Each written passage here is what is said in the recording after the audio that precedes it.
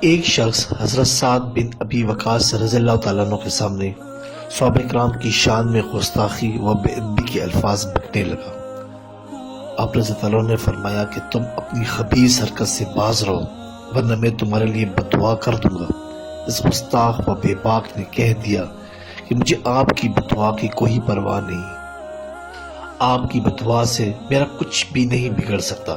یہ سن کر آپ کو جلال آ گیا اور آپ نے اسی وقت یہ دعا مانگی، یا اللہ اگر اس شخص نے تیرے پیارے نبی کے پیارے صحابیوں کی توہین کی ہے تو آج ہی اس کو اپنے قہر و غضب کی نشانی دکھا دے تاکہ دوسروں کو اس سے عبرت حاصل ہو جائے۔